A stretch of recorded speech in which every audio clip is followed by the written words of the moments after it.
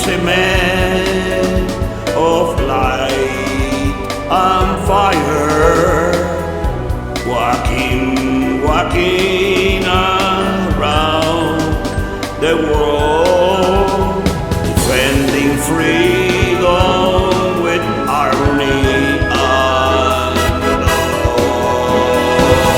dreaming of finding one day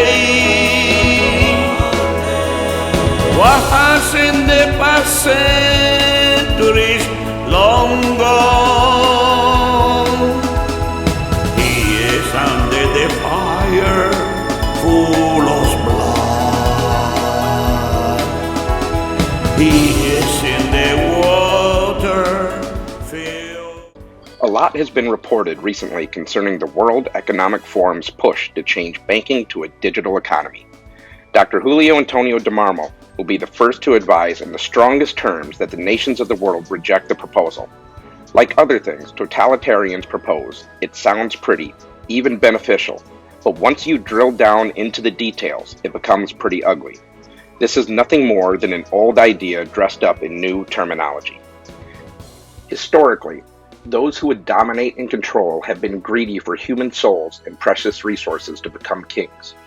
As the conquistadors discovered, it's not just enough to pillage the natural resources of a place. They must conquer, control, and dominate the minds and bodies of the people who inhabit that place. Those would dominate by enslaving a people for the labor needed to mine resources and controlling their minds through psychological methods so that they would work willingly for those conquerors.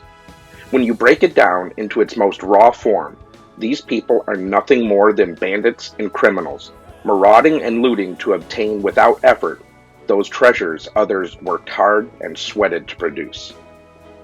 The Nazis tried to alter global economies, and because anyone who went into business with the early Nazi war machine made a great deal of money, many were fooled and went along with it, only to discover that the Nazi approach allowed that regime the power to regulate how much people spent and on what. It also allowed for a certain amount of tracking, as several prominent wealthy Jews discovered later on, far too late to preserve them from a concentration camp. Then, in the 1940s, the Mafia turned its eyes to Cuba.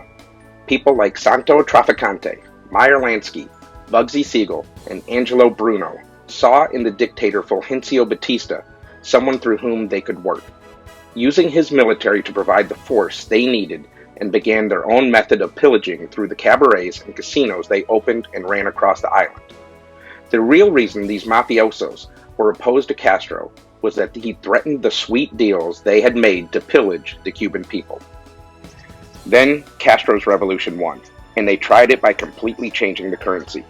The old Cuban peso was no longer valid currency, and the communist government devalued it so that instead of someone with 100,000 pesos in their bank account, with the translation to the new peso, they had only 1,000, or whatever discount rate the communist government wanted to impose. However, the cost remained the same. This not only limited what the Cubans could do in terms of personal spending, but it also threw up yet another barrier for those who wanted to leave, as they could no longer afford to. Dr. DeMarmo can attest to this in great detail, as he was still a part of the government when the changes were implemented, and he saw his father forced to hand out all of his life savings to his neighbors to meet the new standards of living the government was mandating. Additionally, objects of art lost all value, as the government would loot Picassos, Rembrandts, and other valuable artwork, not just from the private collectors, but also local museums, and auction them off to provide money for the government's ever-increasing programs of population control, sometimes even using well-known celebrities as go-betweens. And once such a government takes control, as it did in Cuba, any other works of art are worth exactly however much the government says it is worth, just like the currency. Other examples can be found with a little bit of research. China, the Soviet Union, Venezuela, North Korea, Vietnam, the Congo. Pick your totalitarian regime, and they use, without exception, manipulation of the nation's currency to control its population. It is not far-fetched to ponder what a group of unelected individuals, which right there should make people concerned about their motivations, could do with a digital currency. It is not mere paranoia to suggest they may use the digital currency to control people through social media. Put up the wrong post on Facebook or the wrong video on TikTok, and those in control of the currency, rather than censoring your content, can censor you by placing limits on your bank account or even taking it out of your pay. In a free country like the United States, if a politician tries to restrict your freedoms, you have the option to get rid of him or her through impeachment or voting that person out of office. With the World Economic Forum, who voted to put them into place? What mechanism do you have to remove Klaus Schwab or any of the other members of the forum, should you not like the policies they enact and enforce?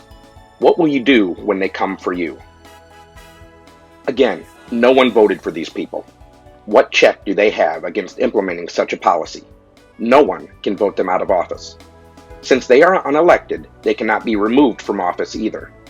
Will they have limitations as to how long the WEF, as currently composed, will have this kind of control? People need to look beyond the pretty words or nifty ideas using the latest trends and research similar ideas in history, how those turned out, and the personal histories of the people on the WEF.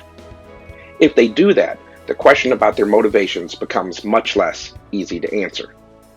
And the saddest part is that you will no longer care about your lost treasure because you will be focused on doing whatever you need to do to just survive.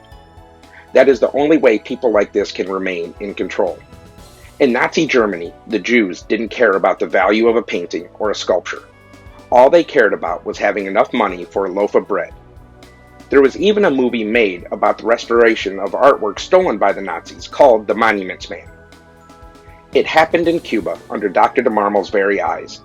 Countless stories relate to how it was done in Venezuela. China is now on the brink of economic collapse. Of course they would support the WEF's program. And if Communist China supports the WEF, ask yourself, do the pretty words and trendy ideas sound that great to you now? For Deborah